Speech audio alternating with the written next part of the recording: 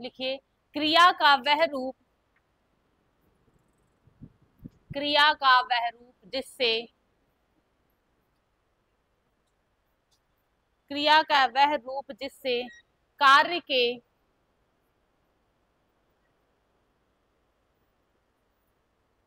कार्य के भविष्य में,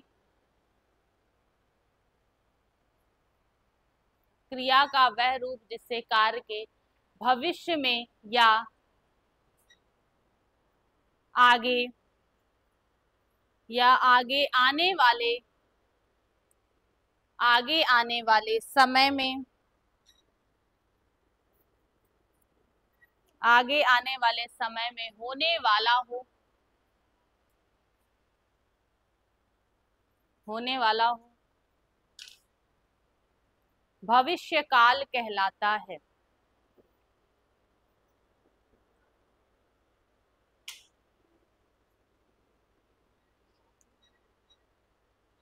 हो गया।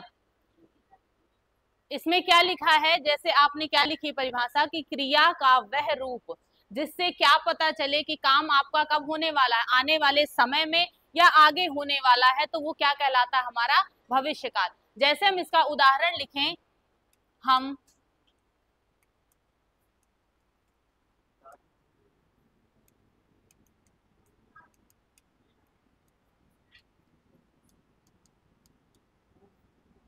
ताजमहल देखने जाएंगे।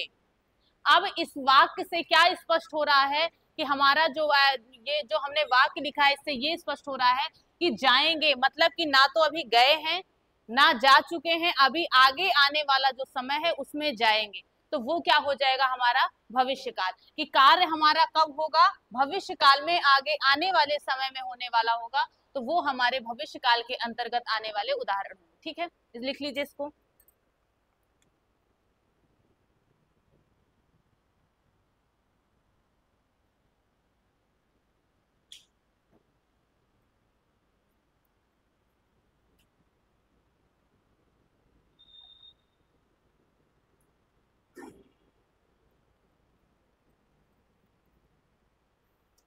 इसके बाद लिख लीजिएगा, इसके कितने भेद किए गए हैं, कौन कौन से?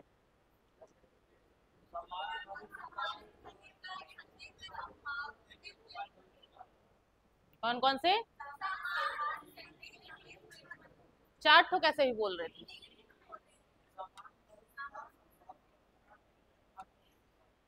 लिखो,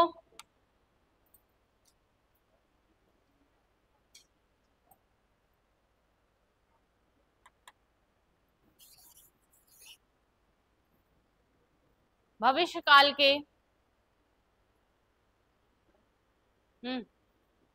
भविष्य काल के 3 भेद हैं, 3 भेद हैं।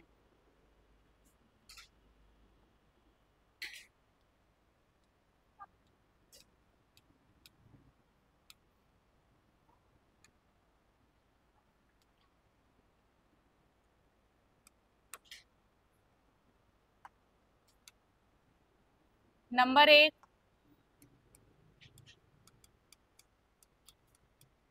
सामान्य भविष्य काल।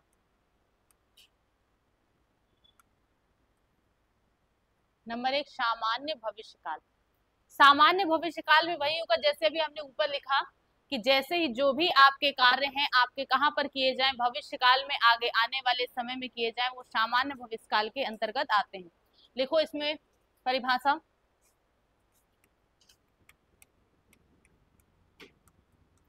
क्रिया का वह रूप जिससे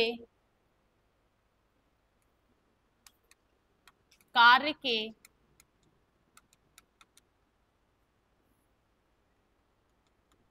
आगे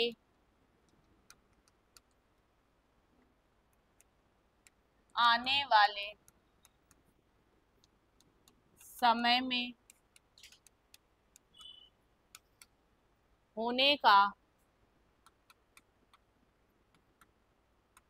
होने का बोध हो,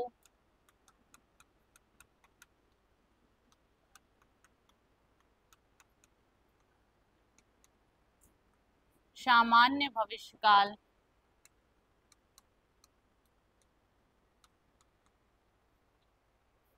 कहलाता है।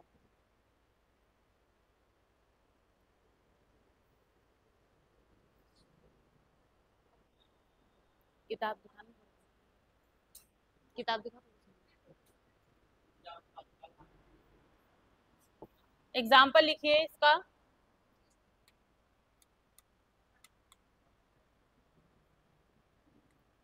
अब आवाज नहीं सुनाई देनी चाहिए। शिवम कल दिल्ली जाएगा। इसमें क्या लिखा हुआ है कि जो भी ये आपका कार्य है ये कब होने वाला है, आगे आने वाले समय में। तो वहां पर क्या हो जाएगा आपका सामान्य भविष्यकाल। जैसे एक उदाहरण और लिखिए।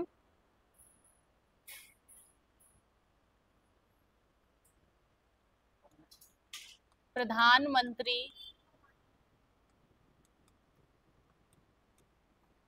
बाढ़ग्रस्त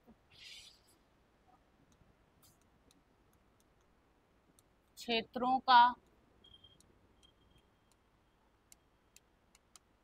दौरा करेंगे। ये क्या है आपका, ये भी आपका किसमें पहुंचेगा, सामान्य भविष्य का। हाँ, दौरा मतलब है आपका, जैसे दौरा करेंगे, देखेंगे, जाकर निरीक्षण करेंगे, इसमें आएगा। हाँ, किसमें आएगा बताओ, भविष्य में आएगा। और कौन कहे उनको नहीं आता का छुटाना।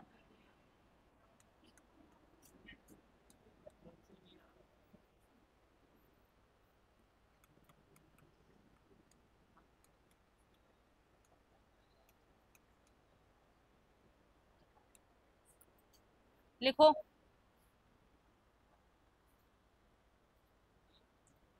इसके बाद लिख लेना दूसरा हेड, दूसरी क्या है, संभाव्य भविष्यकाल।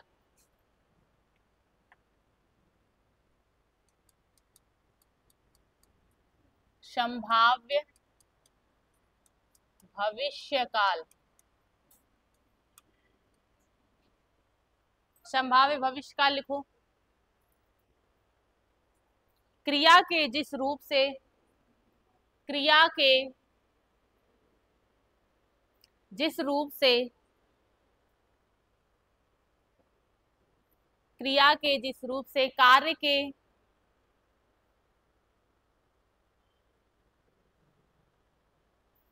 के भविष्य में होने की, क्रिया के जिस रूप से कार्य के भविष्य में होने की संभावना हो,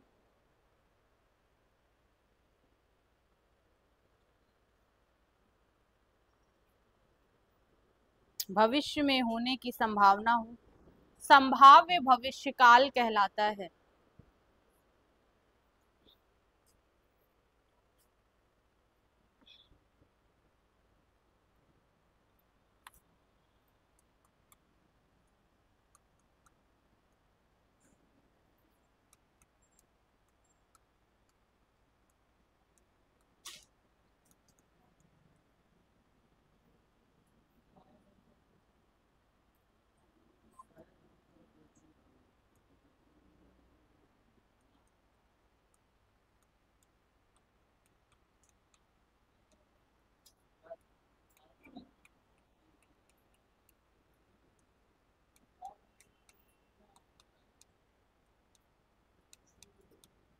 क्या है इसमें आपका कि क्रिया का वह रूप जिससे कार्य का कब भविष्य में होने की क्या हो, संभावना हो कि भविष्य में होगा, तो वहां पर क्या हो जाएगा हमारा संभाव्य भविष्य काल कहलाएगा। उदाहरण लिखा है जैसे शायद चोर पकड़ा जाए।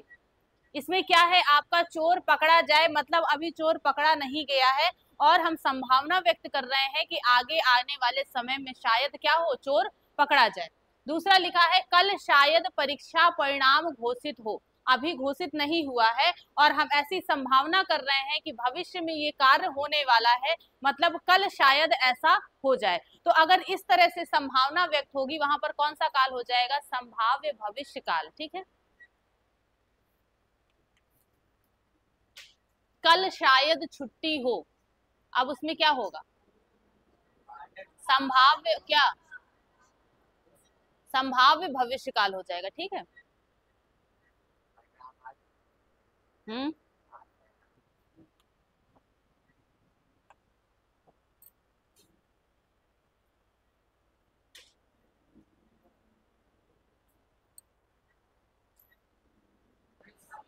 भविष्य काल, क्योंकि अभी क्या है, काम हुआ नहीं है, होने वाला है। ठीक है। क्यों याद आ जाती है क्या गाँव की?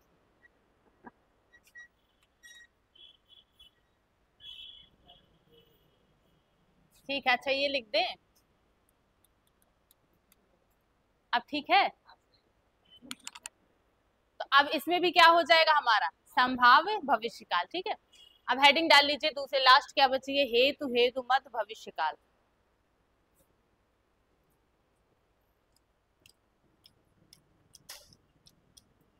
इसमें लिखो क्रिया के जिस रूप से, ये समझ में आ गया है। उसके आगे हेडिंग डाल लीजिएगा हेतु हेतु मद भविष्य काल। उसमें लिखना है क्रिया के जिस रूप से, क्रिया के जिस रूप से किसी कार्य का, किसी कार्य का पूरा होना,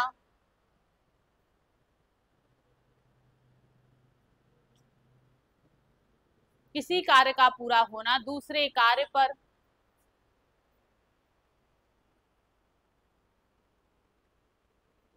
दूसरे कार्य पर निर्भर हो,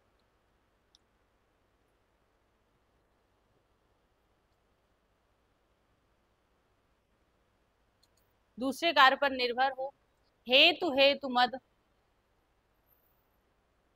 भविष्य काल कहलाता है।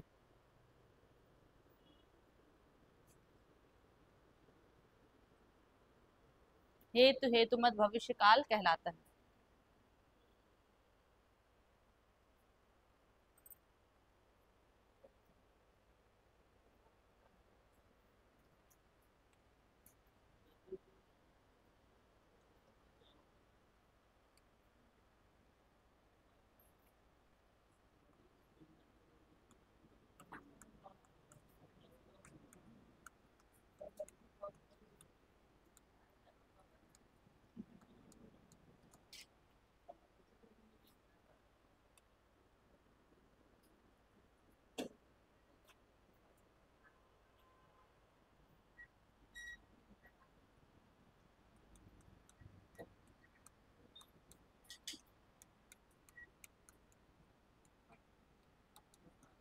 क्या लिखा है हमने कि इसमें एक क्रिया का पूरा होना दूसरी क्रिया पर निर्भर हो, तो वहां पर क्या हो जाएगा हमारा, हेतु हेतु मत भविष्य काल हो जाएगा। जैसे एग्जाम्पल लिखा हमने, वह पढ़ेगा तो सफल होगा। मतलब क्या है, अभी क्या है, उसको पढ़ा नहीं है उसने, तो सफल होने की भी उम्मीद नहीं है। अगर पढ़ोगे तो सफल हो जाओगे। ठीक है। तो यहाँ पर क्या है, काम हमारा भविष्य में होने वाला होगा और एक क्रिया दूसरी क्रिया पर क्या होगी, निर्भर होगी। ठीक है। वह आए तो मैं जाऊं, अब वह आए तो मैं जाऊं का मतलब क्या है कि वह आएगा, जब आने की क्रिया पूर्ण होगी तब जाने की क्रिया भी पूर्ण होगी।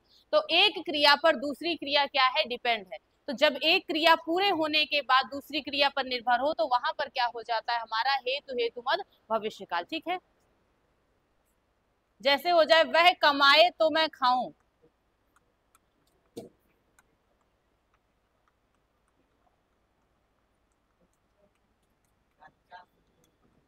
इसमें भी क्या हो जाएगा,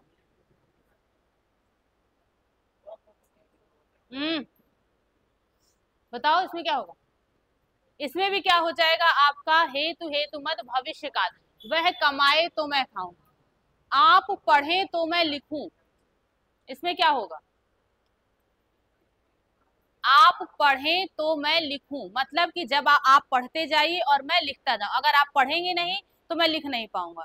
एक क्रिया नहीं होगी तो दूसरी क्रिया भी नहीं हो पाएगी। ठीक है। तो ये समझ में आए, ये तीनों किसके भेद थे, भविष्य काल के। हमने वर्तमान पढ़ लिया, भूतकाल पढ़ लिया, भविष्य पढ़ लिया, तीनों काल पढ़ लिए हैं। और तीनों से जो भी आपके उदाहरण बनेंगे, अब इसमें से मैं कुछ पूछ रही हूँ उनको बताना।